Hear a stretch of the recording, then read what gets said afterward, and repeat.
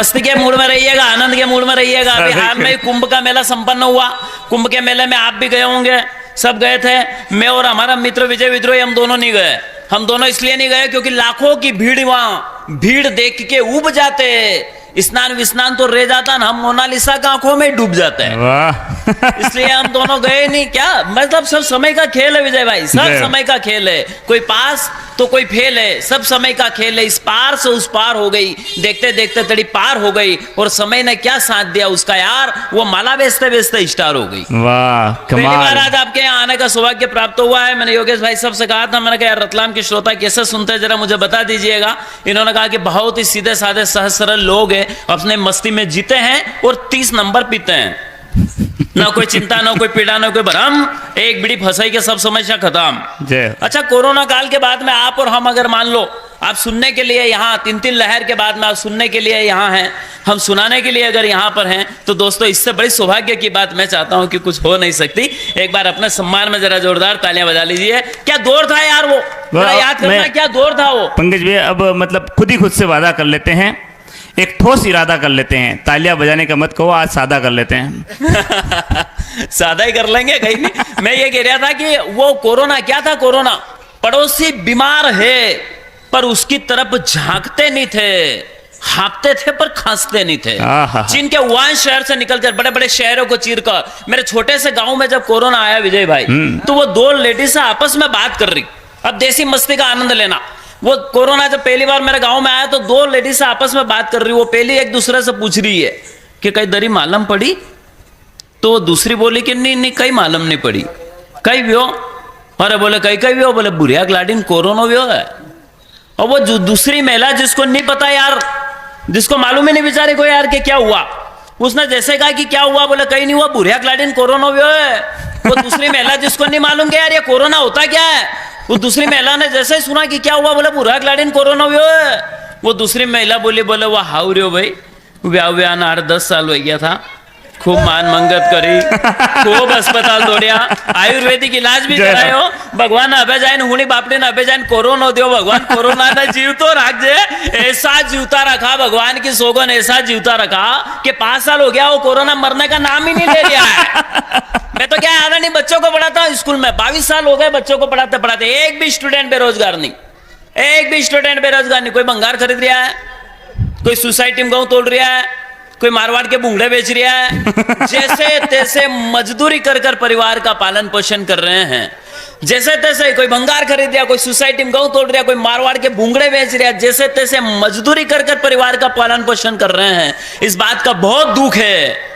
दूसरी पंक्ति अगर चिंतन की पढ़ दो तो जरा रतलाम वाली तालियां मिले, पहुंचे बहुत बारीक बात। व्यंग की बात अगर हो जाए तो इन बड़े कवियों को जमानत मिले क्या रतलाम कैसे सुनता है। एक भी स्टूडेंट बेरोजगार नहीं, कोई भंगार खरीद रहा, कोई सोसाइटी में तोड़ रहा, कोई मारवाड़ के भुंगड़े बेच रहा, जैसे तैसे मजदूरी कर कर परिवार का पालन पोषण कर रहे हैं। इस बात का बहुत दुख है, पर खुशी है यार कि कम से कम वो ऊंची ऊंची डिग्रियां लेकर आज बेरोजगार तो नहीं है। कमाल कमाल, बड़ी पंक्ति है। एक छोरे से पूछे, तेरी भैंस दूध देती है, छोरा बोला नहीं निकालना पड़ता है।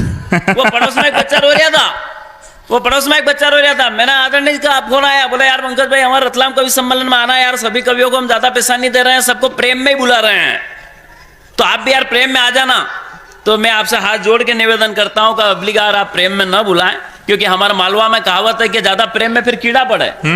आपका व्यवहार अच्छा, आपका रुतबा अच्छा, आप भी बहुत अच्छे हैं, पर थोड़ा पैसे ऐसे बढ़ा दिया करो यार, हमारे भी बीवी बच्चे हैं, खूब मिली मोहब्बत और खूब कमाई इज्जत। अब थोड़ी गवाना चाहता हूँ और माना कि मैं आपका अपना हूँ, पर यार 2 पैसे में भी कमाना चाहता हूँ। क्या देश की स्थितियां क्या जा रही है, संपत्ति नहीं पड़ रही है यार के कहाँ जा रहे हैं। कभी कभी वो आटे के साथ में भुन जाता है, कहाँ जा रहे हैं हम, कहाँ जा रहा है हमारा समाज और कहाँ जा रहा है हमारा संस्कार। कभी कभी वो आटे के साथ में भुन जाता है, अपनों का साथ पता नहीं कब रिश्ते से भुन जाता है। और लव मैरिज करने वालों जरा ध्यान से करना, क्योंकि आदमी 18 टुकड़ों में कटकर ड्रम में पैक होकर बेचारा सीमेंट में चुन जाता है। वाह, कहाँ जा रहा है हम यार, कहाँ जा रहा है हमारा समाज पता ही नहीं चल रहा है। मतलब मैं यूं कह रहा हूँ कि भूख लगे तो भी खा नहीं सकते, भूख लगे तो भी खा नहीं सकते, गाना आए तो भी गा नहीं सकते। और वो सोनम ने ये साबित कर दिया यार कि पत्नी के साथ भी हनीमून पे जा नहीं सकते।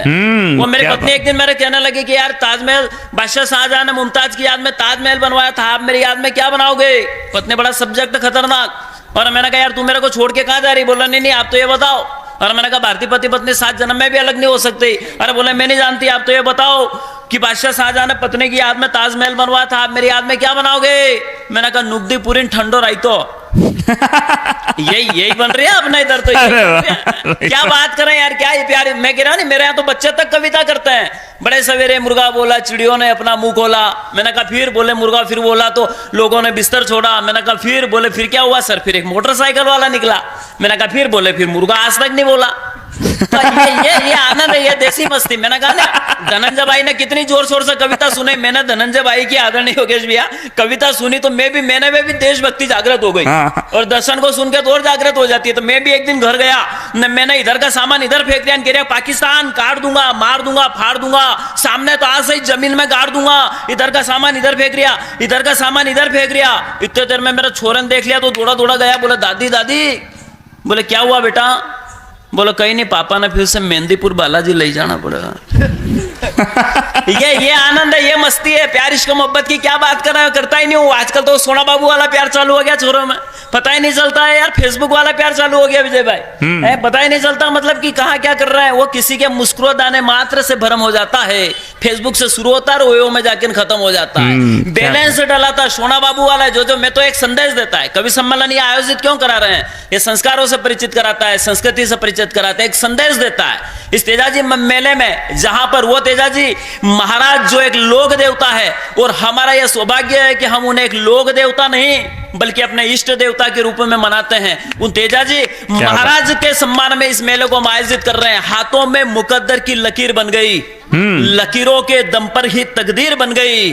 और मैंने तो ऐसे ही घुमाई थी यार रेत पर उंगलियां, जो देखा तो तेजाजी महाराज की तस्वीर बन गई। वाह कमाल। मैं कह रहा नहीं, सोना बाबू वाले ने यार दिमाग खराब कर रखा है। वो बैलेंस डालाता, शॉपिंग कराता, न जाने कितने जुगाड़ करता, दिन भर उधार करता, बेचारा चारों तरफ से छला जाता है। और थोड़ी सी चूक अगर हो जाए तो सोना बाबू दूसरों के पास में चला जाता। तो मैंने कहा नहीं, अपनी सोच अच्छी रखो। जो सोना बाबू के चक्कर में रिया है, पीछे वाले सोरे सुनना, एक संदेश देता हूं कवि सम्मेलन का। जो सोना बाबू के चक्कर में रिया है वी बाबा जी है।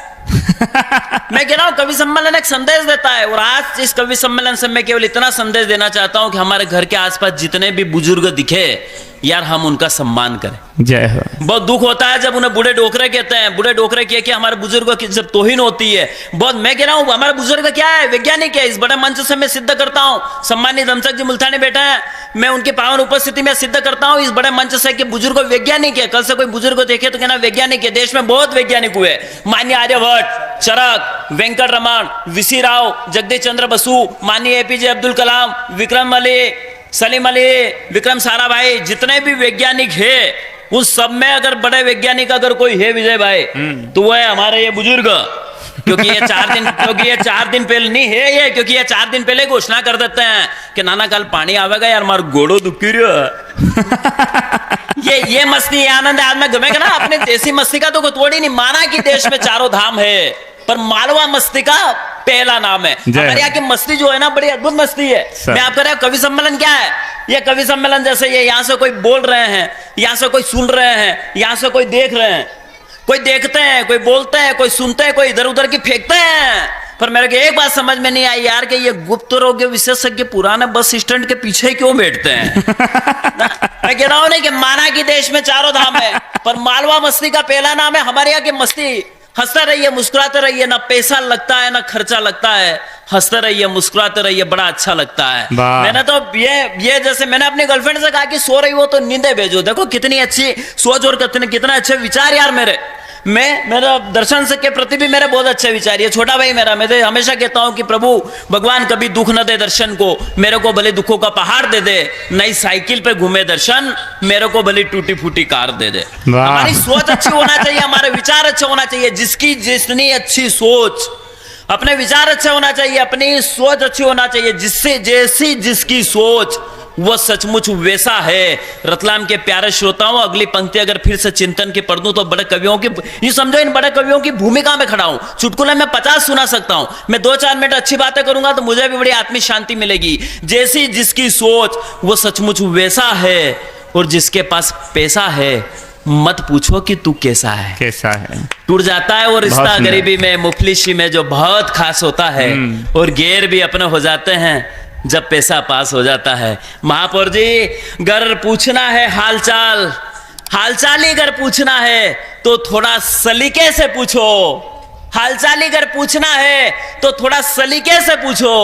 और आप कैसे हो ये बस्तियों में रहने वाले एक बार उन गरीबों से भी पूछो। वाह क्या रोजे संदेश। रख लो, चाहे अखंड उपवास रख लो, आरती इबादत या अरदास रख लो, अरदास रख लो। और ईश्वर को ढूंढने की जरूरत नहीं है, बस बूढ़े माँ बाप को अपने पास रख लो। ये संदेश देता है, ये एक मैसेज देता है। मैं कह रहा हूं ना, मैं चुटकुले तो सैकड़ों पढ़ सकता हूं, लेकिन कुछ अच्छी बात करूंगा। मैं अपनी गर्लफ्रेंड से कहा, मैंने कहा सो रही हो तो नींदें भेजो, जाग रही हो तो यादें भेजो, हंस रही हो तो खुशियां भेजो, रो रही हो तो आंसू भेजो।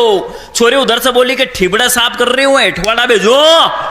मैंने तभी कहा, मैंने कहा झूठे लोगों को सच्चे प्यार की परिभाषा समझ में नहीं आया करती है। जो सच्चा प्रेम करते हैं उनकी प्रेम कथा इतिहास के पन्नों पे स्वर्णिम अक्षरों में अपना आप छप जाया करती है। मैंने कहा नहीं कि अपन तो मालवा के लोग, मस्ती के लोग, ये हमारे विजय भाई विद्रोही है, ये डॉक्टरी का काम करता है। तो एक पेशेंट चला गया इसके पास में, बोला डॉक्टर साहब बहुत जोर से दुख रहा है। इन्होंने कहा वो तो ठीक है, बोले पैसा जमा करा मेरी फीस। बोले कितनी फीस? बोले 300 रुपए। बोले साहब थोड़ी कम कर लो। ये बोले नहीं 300 रुपए पूरे लगेंगे। उसने 300 रुपए दिए। 300 रुपए जैसे ही हमारे विजय भाई ने लिया ना, उससे बोला कि अब बता कहां दुख रहा है। वो बोला 300 रुपए दिए सही यार, आप ही ढूंढ के बताओ कि अब कहां दुख रहा है। ये आनंद है, ये मस्ती है।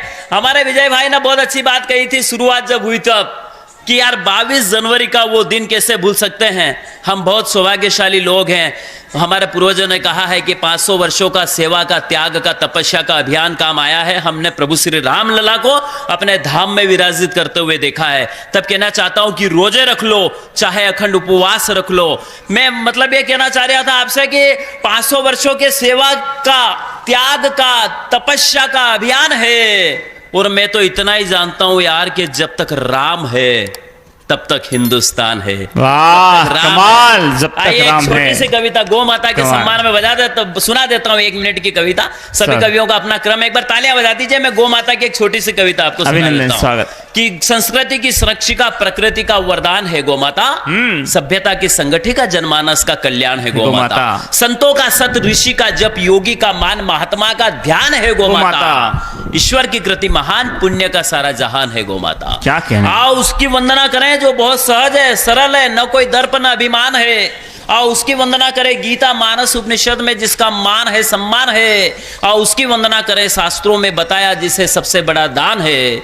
आओ उसकी वंदना करें जिसके चारों चरणों में चारों धाम। वाह कमाल, जिसके चरणों में। हमारे संतों ने कहा कि गौ माता प्राणी नहीं, संसार का प्राण है। गौ माता जानवर नहीं यार, देश की जान है। जान है। हर व्यक्ति को सेवा करना चाहता है, परंतु सांसारिक सुख में न जाने कहां खो जाता है।